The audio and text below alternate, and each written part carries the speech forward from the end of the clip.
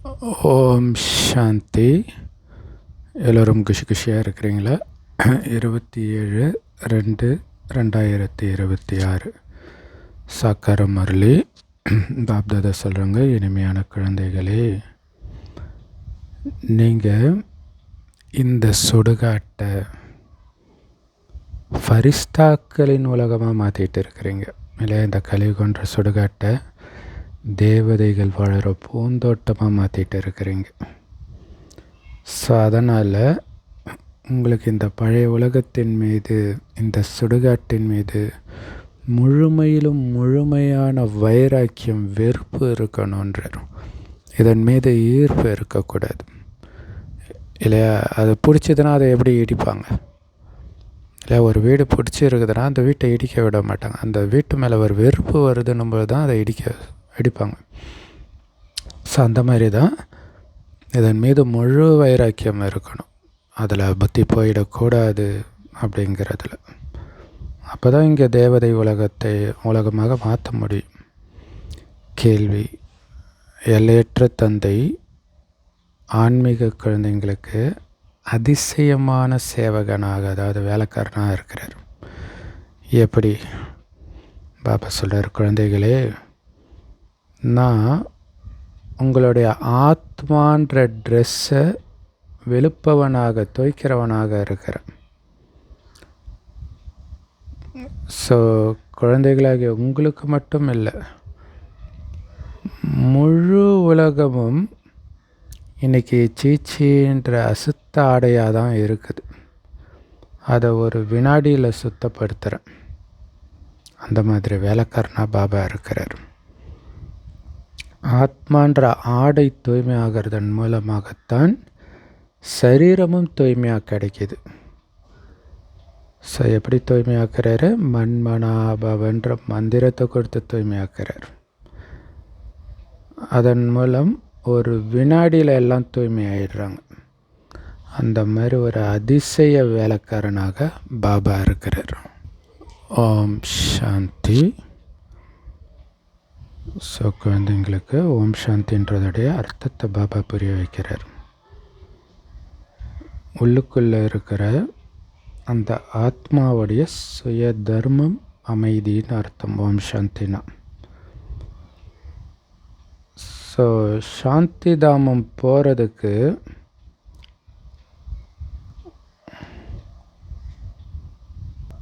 எந்த முயற்சியும் பண்ண தேவையில்லை இல்லையா?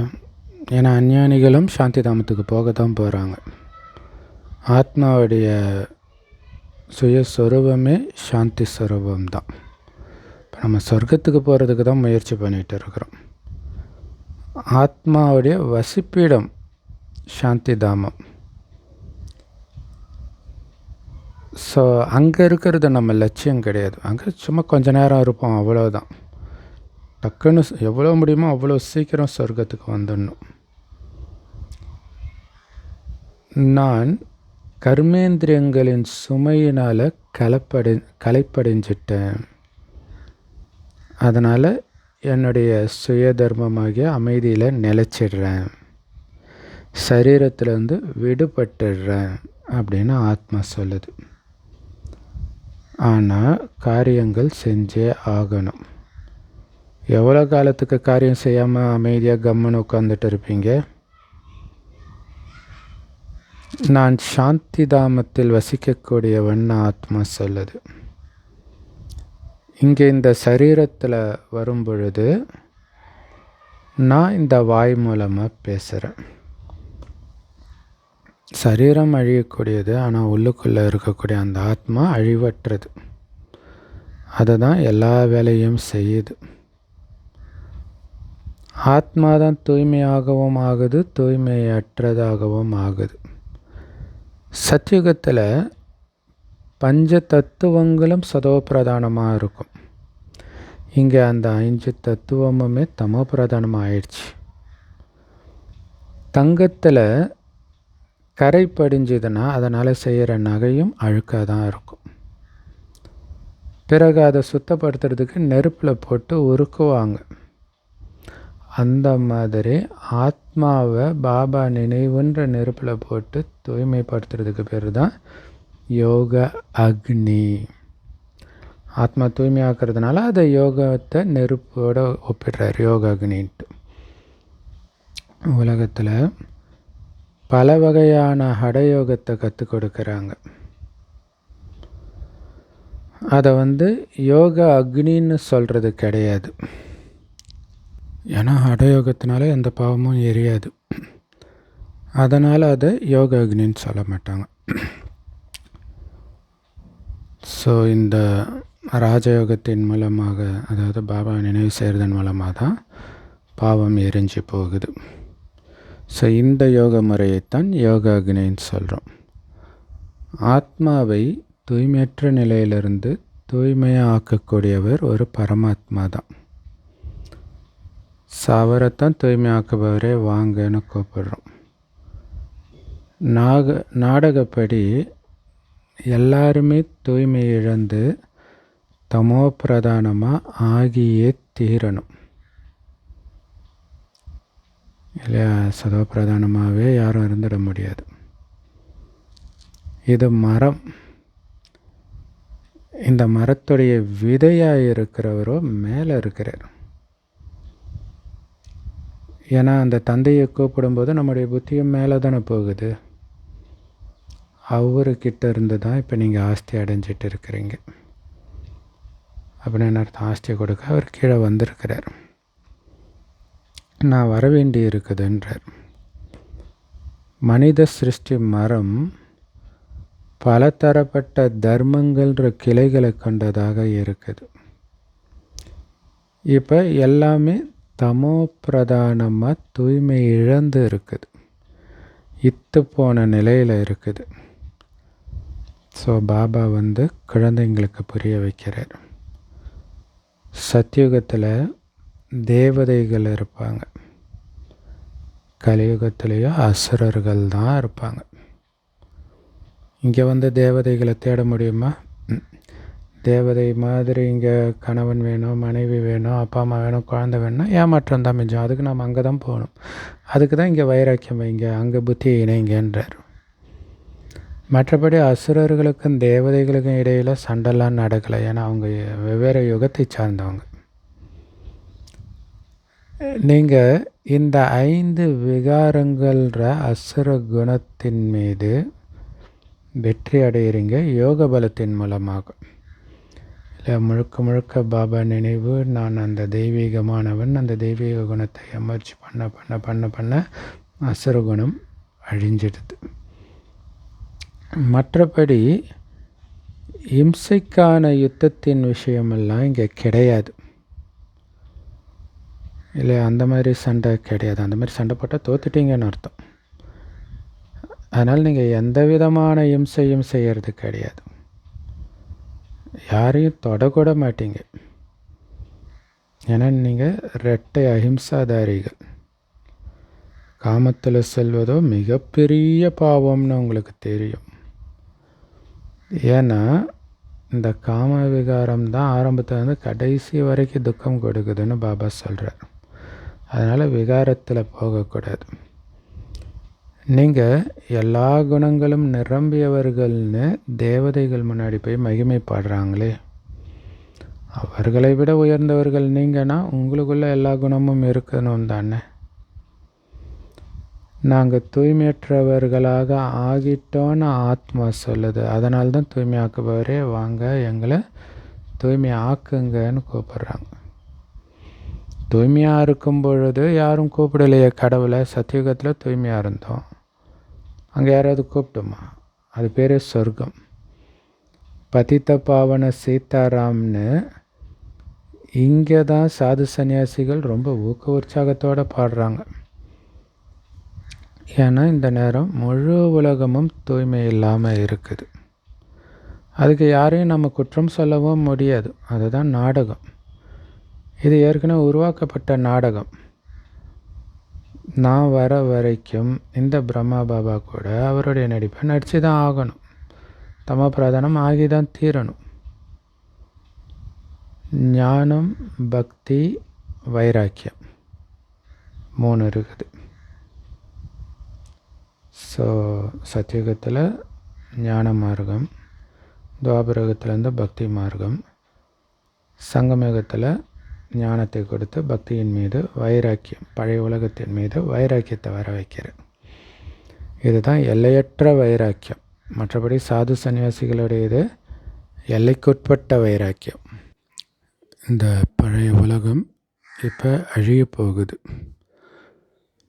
எப்படி புது வீடு கட்டும் பொழுது பழைய வீட்டின் மீது வைராக்கியம் வந்துடும் இல்லையா, அதன் மீது பற்று போயிடும்.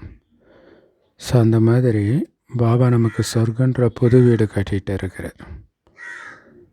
அதனால் இந்த பழைய உலகத்தில் இருக்கும் பொழுதே புது உலகத்தை நாம் உருவாக்கிட்டு இருக்கிறோம். பழைய உலகத்தில் இருந்துட்டு இல்லையா, இப்போ வாடகை வீட்டில் இருந்துட்டு பக்கத்தில் சொந்த வீடு கட்டுவாங்களே, அந்த மாதிரி நம்ம பழைய உலகம் வாடகை வீடு தான் இல்லையா. இங்கேருந்து நம்ம புது உலகத்துக்கு போக போகிறோம், கட்டிகிட்டு இருக்கிறோம். ஸோ பற்றெல்லாம் அங்கே தான் இருக்குது புது உலகத்தில். ஸோ இந்த பழைய சுடுகாடாக இருக்கக்கூடிய இந்த உலகத்தை ஃபரிஸ்தாக்களின் உலகமாக நாம் ஆக்க போகிறோம். இதே யமுனை நதிக்கரையில் தான் அந்த சொர்க்கம் இருக்கும். இங்கே தான் நாம் மாளிகை கட்டுவோம். இதே டில்லி யமுனை நதி எல்லாமே இருக்கும். மற்றபடி பாண்டவர்களுடைய கோட்டை இருந்ததாக சொல்லப்படுறதெல்லாம் கட்டுக்கதை. நாடகப்படி மீண்டும் இதுவே உருவாகும். எப்படி நீங்கள் யாகம், தவம், தானம் எல்லாம் பண்ணிட்டு வந்தீங்களோ அதே மாதிரி மறுபடியும் அடுத்த கல்பத்தில் துவாபரகத்திலேருந்து பண்ணுவீங்க. முதல்ல நீங்கள் சிவனுக்கு தான் பக்தி பண்ணீங்க, முதல் தரமான கோயிலை உருவாக்குனீங்க. ஸோ அது கலப்படமற்ற பக்தின்னு சொல்லப்படுது. பிறகு மற்ற தெய்வங்களுக்கு பக்தி பண்ணீங்க, அதுதான் கலப்பட பக்தி. இப்போ நம்ம ஞான மார்க்கத்தில் இருக்கிறோம். இது கலப்படமற்ற ஞானம். அதனால் ஒரே ஒரு சிவபாபாவை மட்டும்தான் நினைக்கணும், அவர் சொல்கிறத மட்டும்தான் கேட்கணும், அதன்படித்தான் நடக்கணும். ஸோ அவரைத்தான் பக்தியில் கூட நீங்கள் முதல்ல பக்தி செஞ்சீங்க. அந்த நேரத்தில் வேறு எந்த தர்மமும் கிடையாது, நீங்கள் மட்டும்தான் இருந்தீங்க. ரொம்ப சுகமாக இருந்தீங்க பக்தி மார்க்கத்திலே. ஆரம்பத்தில் தேவதா தர்மம் ரொம்ப ரொம்ப சுகம் கொடுக்கக்கூடியது. ஸோ பேர் சொன்னாலே வாய் இனிப்பாயிடுது. அப்போ எப்படி இருக்கும் சொர்க்கம்னு யோசிச்சு பாருங்கள். ஸோ அதனால் நீங்கள் ஒரே ஒரு தந்தைக்கிட்ட இருந்து மட்டும்தான் இந்த ஞானத்தை கேட்குறீங்க, வேறு யார் சொல்கிறதையும் கேட்காதீங்கன்னு பாபா சொல்கிறார். தான் முக்கியமான விஷயம் இல்லையா. பாபா சொல்கிற வழியை ஃபாலோ பண்ணால் சொர்க்கத்துக்கு போக முடியும், மற்றவங்க சொல்கிறத ஃபாலோ பண்ணால் முடிஞ்சு போச்சு. ஏன்னா இது உங்களுடைய கலப்படமற்ற ஞானம். ஸோ எல்லையற்ற தந்தையுடையவர்களாக நீங்கள் ஆகியிருக்கிறீங்க. தந்தைக்கிட்ட இருந்து தான் வரிசைக்கிரமமான முயற்சியின்படி நமக்கு ஆஸ்தி கிடைக்கும். ஸோ பாபாவும் கொஞ்ச காலத்துக்காகத்தான் இந்த உடம்பில் வந்திருக்கிறார். ஏன்னா நான் தானே குழந்தைங்களுக்கு ஞானம் கொடுக்க வேண்டி இருக்குது. ஆனால் எனக்குன்னு நிரந்தர சரீரம் கிடையாது. அதனால் இவர் உடம்பில் பிரவேசிக்கிறேன். சிவஜெயந்தி ஏற்பட்ட உடனே கீதா ஜெயந்தியும் ஏற்பட்டுடுது அப்படின்னு அர்த்தம். பிரம்மா உடம்பில் வந்தோடனே பாபா ஞானமும் சொல்ல ஆரம்பிச்சிடுறார். அதான் கீதை. ஸோ கீதையும் பிறந்துடுது. அதுதான் பைபிளில் அவர் வார்த்தையாக இருந்தார்னு வரும். ஸோ அப்போத்துலேருந்தே ஞானம் ஸ்டார்ட் ஆகிடுது. இந்த ஆன்மீக கல்வியை பரமாத்மா தான் நமக்கு சொல்லி கொடுத்துட்டு இருக்கிறார். ஸோ தண்ணிக்கான விஷயமெல்லாம் கிடையாது. தண்ணியை ஞானம்னு சொல்லுவாங்களா என்ன? ஞானத்தின் மூலமாக தான் தூய்மை ஆவீங்களே தவிர தண்ணியினாலெல்லாம் தூய்மையாக முடியாது இல்லையா. கங்கையில் குதிச்சா தூய்மை ஆகிடும் இப்படிலாம் நினைக்கிறாங்க இல்லையா. முழு உலகத்துலேயும் தான் நதிகள் ஓடிட்டு இருக்குது. அப்போ உண்மையில் நம்மளை தூய்மையாக்குறது ஞானக்கடலாகிய சிவபாபா கொடுக்குற ஞானம். இந்த பிரம்மா உடலில் பிரவேசம் செஞ்சு ஞானம் கொடுக்குறார். இங்கே யாராவது இறந்துட்டாங்கன்னா வாயில் கங்கை தண்ணியை ஊற்றுவாங்களாம். ஏன்னா அந்த தண்ணி அவங்களுடைய பாவத்தை அழிச்சிடும், அவங்க சொர்க்கத்துக்கு போயிடுவாங்கன்னு நினைக்கிறாங்க. ஸோ இங்கே கூட கௌமுக்கு போகிறாங்க.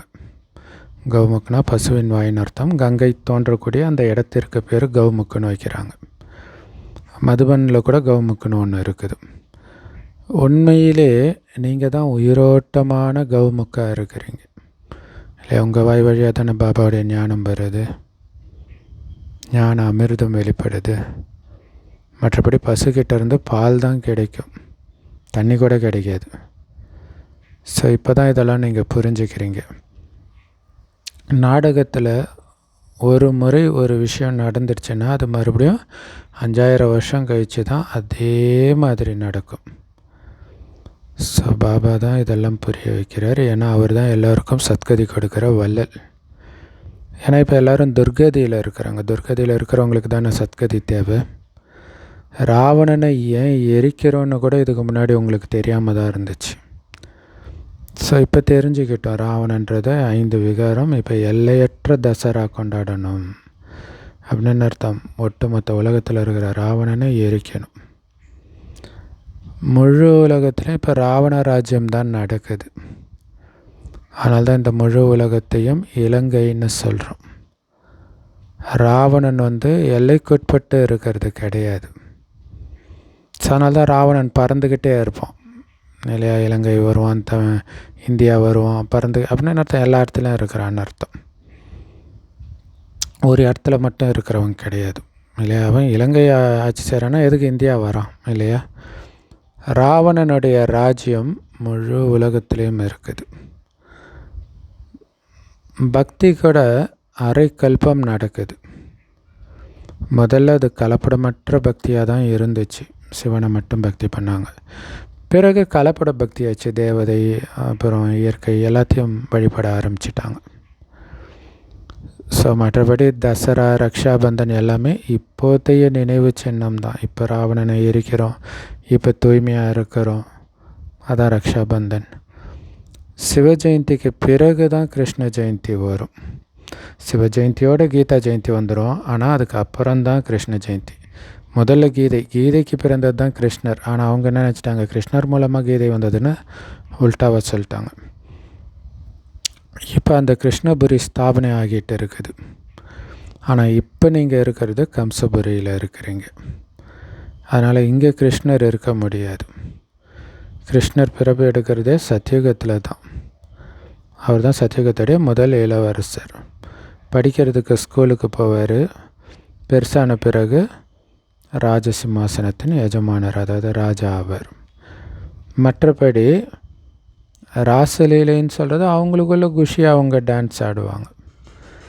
கிருஷ்ணர் அமர்ந்து யாருக்கும் ஞானம்லாம் சொல்கிறது கிடையாது. அது சாத்தியமும் கிடையாது. அவருக்கு ஞானமும் தெரியாது. அப்போ எல்லா மகிமையும் ஒரு சிவபாபாவுக்கு தான். அவங்க தூக்கி கிருஷ்ணருக்கு போட்டுட்டாங்க. சிவபாபா தான் பதிதமானவர்களை தூய்மையாக்குறார். ஸோ பெரிய பெரிய ஆஃபீஸருக்கெல்லாம் கூட நீங்கள் இதை புரிய வைக்கும் பொழுது நீங்கள் கரெக்டாக சொல்கிறீங்கன்னு சொல்லுவாங்க. ஆனாலும் அவங்களால இதை மற்றவங்களுக்கு சொல்ல முடியாது. அவங்க சொன்னாலும் யாரும் கேட்க மாட்டாங்க. பிரம்மகுமாரியாக ஆகிட்டாங்க அப்படின்னா இவருக்கு யாரோ மந்திரிச்சு விட்டுட்டாங்கன்னு எல்லோரும் சொல்லிடுவாங்க. ஏன்னா பிரம்மகுமாரின்னு பேரை கேட்டாலே போதும், இவங்க மாயாஜாலம் செய்யக்கூடியவர்னு நினைக்கிறாங்க. யாருக்காவது கொஞ்சம் ஞானம் கொடுத்தா இவங்க பிரம்மகுமாரிகளுடைய மாயாஜாலத்தை காமிக்கிறாங்கன்னு சொல்லிடுறாங்க. இவங்களுடைய தாதா, அதாவது பிரம்ம பாபாவை தவிர வேறு யாரையும் ஏற்றுக்கிறது கிடையாதுன்றாங்க. பக்தி போன்ற எதுவுமே இவங்க பண்ணுறது கிடையாது அப்படின்னு சொல்கிறாங்க. அதுக்கு தான் பாபா சொல்கிறாரு, பக்தி செய்யாதீங்கன்னு யாரையும் தடைப்படாதீங்க. ஞானம் புரிஞ்சிச்சுன்னா தானாகவே விட்டுடுவாங்க, நீங்கள் பக்தி விடுங்கன்னு சொல்லாதீங்கன்றார். ஏன்னா கிறிஸ்தவர்கள் அதை பண்ணுவாங்க இல்லையா? வந்தோடனே இந்து மதம் சாத்தான், அதை தூக்கி கடைசி, அதனாலே அதன் மீது நிறைய பேருக்கு வெறுப்பு. அதை தான் இங்கே பண்ணாதீங்கன்றார். உங்களுக்கு ஞானம் புரிஞ்சிடுச்சு, அதனால் பக்தியை விட்டுடுறீங்க, விகாரத்தையும் விட்டுடுறீங்க. ஸோ இதனால் பிரச்சனையும் வருது. நான் இல்லையா? மெயினாக விகாரத்தை விடுறதுனால தான் பிரச்சனை வருது. அதை விட்டு தான் ஆகணும் இல்லையா? நான் ருத்ர ஞான யஜ்யத்தை படைக்கிறேன், இதில் தான் அசுர வம்சத்தினர்கள் தடைகள் ஏற்படுத்துவாங்க அப்படின்னு பாபா சொல்கிறார். அது புராணத்திலும் காட்டப்பட்டு இருக்குது. இது சிவபாபாவுடைய எல்லையற்ற யஜ்யம். இதில் தான் நாம் மனுஷன்லேருந்து தேவதை ஆகிறோம். ஞான யஜ்யத்திலிருந்து விநாச நெருப்பு உருவாச்சின்னு பாடப்பட்டு இருக்குது. எப்போ பழைய உலகம் விநாசமாகுதோ அப்போ தான் நீங்கள் புது உலகத்தில் ராஜ்யம் பண்ணுவீங்க. ஸோ பழைய உலகம் அழியாமல் புது உலகம் வராது. ஸோ அதனால் பழைய உலக அழிவை பற்றி கவலைப்படுறது தேவையில்லாத விஷயம். அமைதி வேணும்னு நாம் சொல்கிறோம், ஆனால் விநாசம் ஏற்படணும்னு இந்த பிரம்மகுமாரிகள் சொல்கிறாங்கன்னு மனிதர்கள் சொல்லுவாங்க. முழு பழைய உலகமும் இந்த ஞான யஜ்யத்தில் ஸ்வாகா ஆகிடும். இந்த பழைய உலகமே எரிய போகுது, இயற்கை சீற்றங்களும் ஏற்படும். எல்லாமே இப்போ நடந்துகிட்டு இருக்கிறதையும் பார்க்குறோம் இல்லையா? விநாசம் ஏற்பட்டே ஆகணும். இந்த இப்போ ட்ரம்ப் இன்னும் 10 நாளில் நான் அணுகுண்டு போட போகிறேன் ஈரான் மேலேன்னு சொல்கிறாரு. ஸோ வாய்ப்பு இருக்குது இல்லையா? ஏன்னா விநாசம் ஒரு நாள் ஏற்பட்டு தானே ஆகணும். ஸோ எல்லா மனிதர்களும் கடுகு மாதிரி எரிஞ்சு அழிஞ்சு போயிடுவாங்கன்றார். மற்றபடி ஆத்மாக்கள் தப்பிச்சிடும். ஏன்னா ஆத்மா எரியாது இல்லையா? ஆத்மா அழியாது. ஸோ அப்போ எல்லோரும் புரிஞ்சுக்குவாங்க, ஆத்மா அழிவற்றுது, என்னடா அது உடம்பு விட்டு வந்து நம்ம இருக்கிறோன்னு யோசிப்பாங்க. அப்போ இந்த ஞானத்தை தேடி வருவாங்க. இப்போ இந்த எல்லையற்ற ஹோலி நடக்க போகுது. ஹோலியில் ஹோலிக்கான்ற அரக்கியை அழிப்பாங்க இல்லையா? அந்த மாதிரி ஹோலி நடக்க போகுது. இதில் சரீரம் அழிஞ்சிடும் இல்லையா? அப்போ ஹோலிக்கா அரக்கி வந்து சரீரம், பிரகலாதன்றது ஆத்மா, அது அழியாது, வந்துடுது. மற்றபடி ஆத்மாக்கள் எல்லாம் தூய்மையாகி போயிடும். நெருப்புனால் பொருட்கள் தூய்மையாகும் இல்லையா? தூய்மைக்காக தானே யோகம் பண்ணுறாங்க. ஸோ அதெல்லாம் பௌதீகமான விஷயங்கள். இப்போ முழு உலகமும் ஸ்வாகா ஆக போகுது. விநாசத்துக்கு முன்னாடி கண்டிப்பாக ஸ்தாபனை ஆகணும், புது உலகம் ஸ்தாபனை ஆகணும். ஆக்சுவலாக பைபிளில் வந்து ஒரு ஊரை கடவுள் கொள்ளையடிக்க சொல்லும்போது அந்த ஊரில் இருக்கிற எல்லாத்தையும் எரிக்க சொல்லுவார். ஸோ இப்போ தான் அது புரியுது, எரிஞ்சால் தூய்மையாகும். அதாவது உலக அழிவை அங்கே அப்படி காட்டியிருக்கிறாங்க.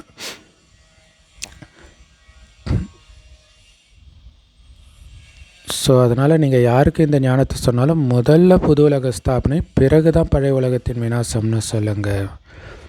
பிரம்மா மூலமாக இப்போ ஸ்தாபனை நடந்துகிட்டு இருக்குது. பிரஜாபிதா பிரம்மனா எல்லாருக்கும் தெரியும். ஆதிதேவன் மற்றும் ஆதிதேவின்னு சொல்கிறோம். ஜெகதம்பாவுக்கு லட்சக்கணக்கான கோயில்கள் இருக்குது, தெருக்கு தெரு கோயில் இருக்குது, எவ்வளோ திருவிழாக்கள் நடக்குது. நீங்கள் அந்த ஜெகதம்பாவின் குழந்தைகளாக இருக்கிறீங்க, ஞானேஸ்வரிகளாக இருக்கிறீங்க. பிறகு நீங்களே தான் ராஜராஜேஸ்வரியாக ஆவீங்க. நீங்கள் ரொம்ப பணக்காரர்களாக ஆகிறீங்க. ஸோ ராஜராஜேஸ்வரி ஆகிறதுடைய நினைவாக தான் பக்தி மார்க்கத்தில் தீபாவளி அப்போ லக்ஷ்மி கிட்ட அழியக்கூடிய செல்வத்தை கேட்குறாங்க. ஸோ இங்கே நமக்கு எல்லாமே கிடைச்சிடுது. நீண்ட ஆயுளோடு இருங்க, அதாவது ஆயுஷ்வான் பவ, புத்திரவான் பவ அப்படிங்கிற அனைத்து வரமும் கிடைக்கப்பெற்ற இடமாக சொர்க்கம் இருக்கும். அங்கே நம்முடைய ஆயுள் 150 வருடம் இருக்கும். அதுக்கு நீங்கள் இப்போ பண்ண வேண்டியதெல்லாம் யோகா தான்.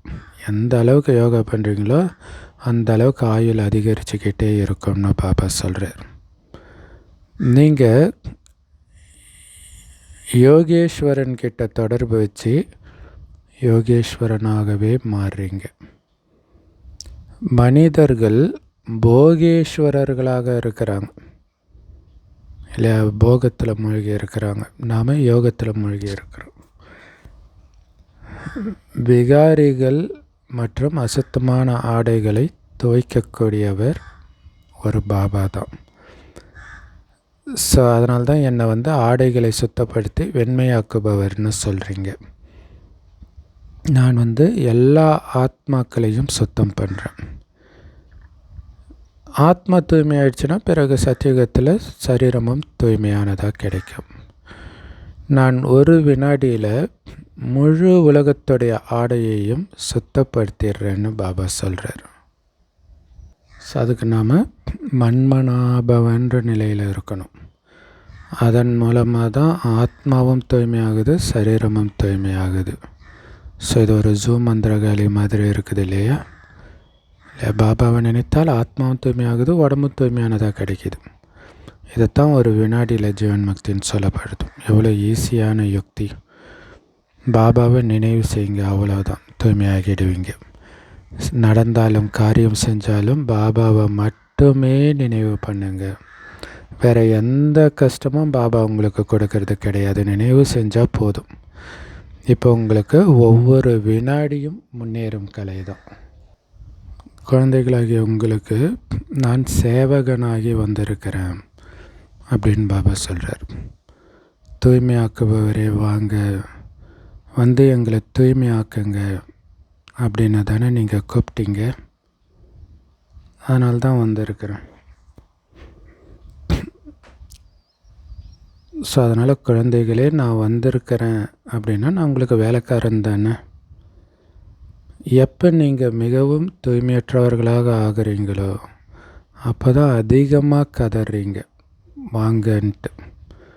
இப்போ நான் வந்துட்டேன்.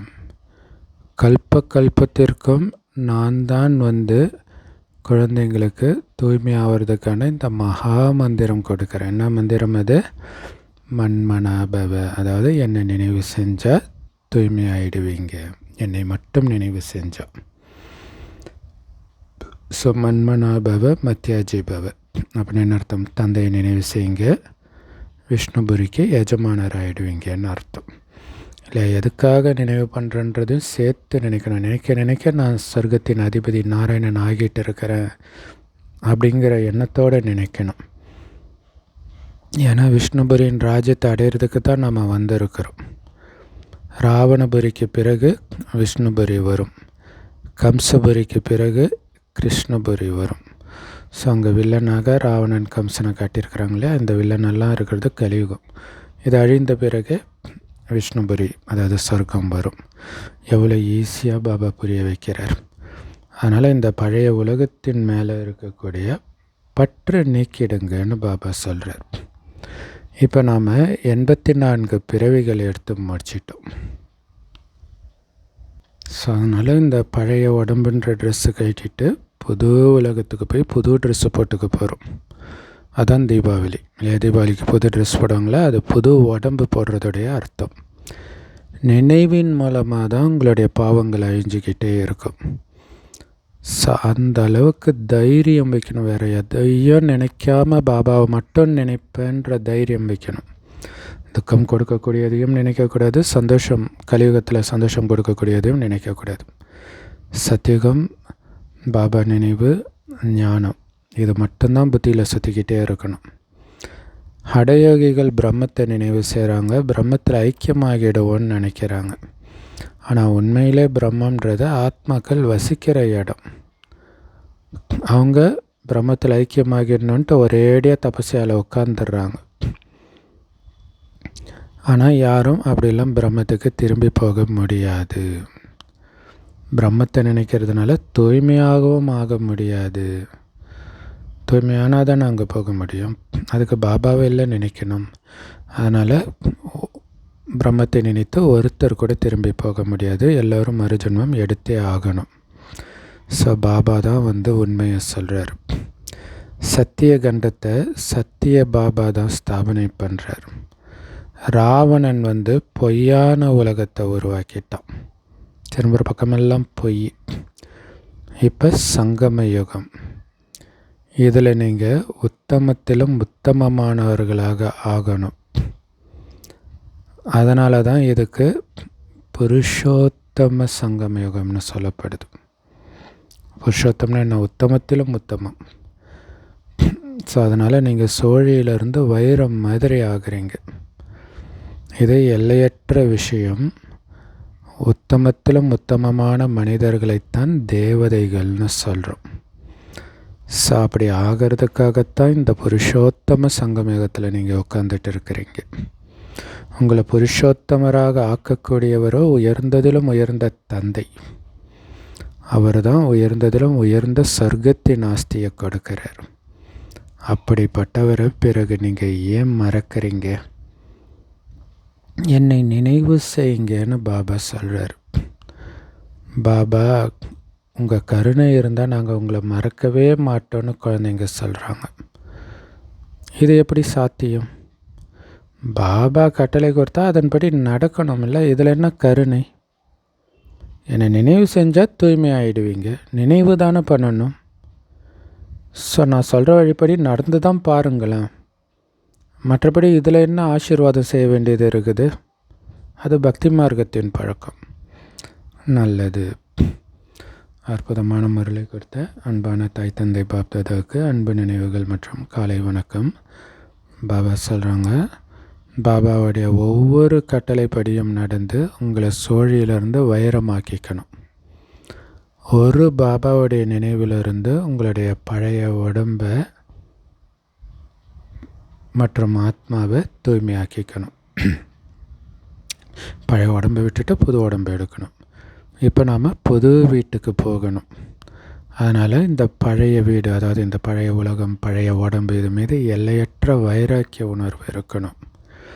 இந்த பழைய சுடுகாட்டை நாம் தேவதைகள் வாழற பரிஸ்தானம் மாத்திரம் அப்படிங்கிற போதை இருக்கணும். வரதானம்: கருணை பார்வையின் மூலம் வெறுப்பு பார்வையை அழித்துவிடும் ஞானம் நிரம்பியவர் ஆகுங்கள். அதுக்கு விளக்கம்: எந்த குழந்தை ஒருவருக்கொருவரின் சமஸ்காரத்தை தெரிஞ்சு சமஸ்கார மாற்றத்தின் ஈடுபாட்டில் இருக்கிறாங்களோ, இவங்க இப்படித்தான் அப்படின்னு ஒருபோதும் நினைக்கக்கூடாது. அப்படி இருக்கிறவங்கள தான் ஞானம் நிரம்பியவர்னு சொல்ல முடியும் இல்லையா? அவங்கவுங்களுடைய சமஸ்காரத்துக்கு ஏற்ற மாதிரி நம்ம சமஸ்காரத்தை மாற்றிக்கிறது. இவங்களாம் திருந்தவே மாட்டாங்கப்பா அப்படின்ற எண்ணம் கூட வரக்கூடாது. அது அவங்களுக்கு சாபமாக போயிடும் இல்லை? எல்லாம் மாறிடுவாங்க. கண்டிப்பாக மாறி தான் ஆகணும். நாடகம் மாற்றிடும். ஏன்னா கடைசி நேரம் வருது இல்லையா? ஸோ அதனால் ஞானம் நிரம்பிய ஆத்மா மற்றவர்களை பார்க்க மாட்டாங்க, தன்னைத்தான் பார்ப்பாங்க. யாருக்கும் தான் தடையாக இருக்க மாட்டாங்க, நிர்விக்னமாக இருப்பாங்க. அவங்களுடைய சமஸ்காரம் பாபாவுக்கு சமமாக கருணையுள்ளம் நிரம்பிய சமஸ்காரமாக இருக்கும். ஸோ அந்த கருணை பார்வை வெறுப்பு பார்வையே அழிச்சிடும். இந்த மாதிரி கருணை உள்ளம் கொண்ட குழந்தை ஒருபோதும் தங்களுக்குள்ள வீண் விஷயங்களை பற்றி பேசவே மாட்டாங்க. அவங்க நல்ல குழந்தையாகி நல்ல குழந்தையாக இருப்பதற்கான நிரூபணத்தை காட்டுவாங்க. ஸோ கருணை நிரம்பியவர்களாகத்தான் அவர்கள் இருப்பாங்க. தடையாக இருக்க மாட்டாங்க. மற்றவர்களை பற்றி புரளி வீண் விஷயம் இதெல்லாம் பேச மாட்டாங்க. ஸோ அப்படி இருக்கிறவங்க தான் கருணை பார்வையின் மூலம் வெறுப்பு பார்வையை அழிக்கும் ஞானம் நிரம்பியவர். ஸ்லோகன்: சதா பரமாத்மாவின் சிந்தனையே செஞ்சுட்டு இருக்கிறவங்க தான் கவலையற்ற சக்கரவர்த்திகள். அவங்களுக்கு எந்த விதமான கவலையும் இருக்க முடியாது. கவலைப்படுறாங்கன்னு அர்த்தம் பாபாவை நினைக்கல. பாபாவை நினைக்கலனாலே மற்றதை தான் நினைக்க போகிறாங்க. மற்றதை நினச்சா உங்களுக்கு கவலை தான் இருக்கும். சூப்பர் இல்லையா? கவலைப்படுறீங்கனாலே பாபாவை நினைக்கலன்னு அர்த்தம். பாபாவை நினைக்கலனா தான் மாயாவுடைய புயல் வரும்னு நேற்று சொன்னார் இல்லையா அவ்யக்த இஷாரா. ஸோ ஒரு மாயின் புயல் வருது, கவலை வருதுனாலே நான் பாபாவை நினைக்கலன்னு புரிஞ்சு டக்குன்னு போய் பாபாவை நினைக்கணும். அவ்யக்த இஷாரா: ஒற்றுமை மற்றும் நம்பிக்கையின் விசேஷத்தை மூலம் வெற்றி நிரம்பியவர் ஆகுங்கள். சுய முன்னேற்றம் மற்றும் சேவையில் முன்னேற்றம். ரெண்டுலேயுமே ஒருத்தர் சொன்னால் இன்னொருத்தர் சரின்னு சொல்லணும். அப்போ தான் சேவையும் முன்னேறும், சுய புருஷார்த்தமும் இருக்கும்.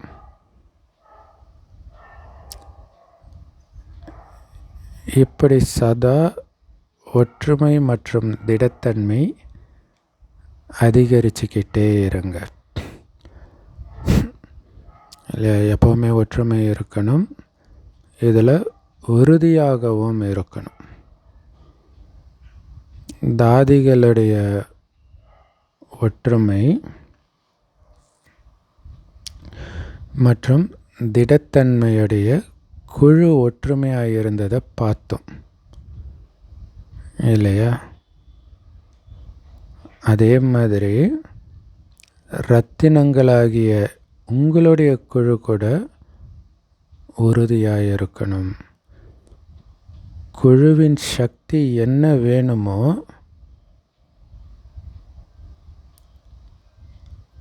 அதை அப்போ தான் உங்களால் செய்ய முடியும், ஒற்றுமையாக இருந்தால். குழுவின் அடையாள சின்னம் 5 பாண்டவர்கள். நல்லது. ஓம் சாந்தி.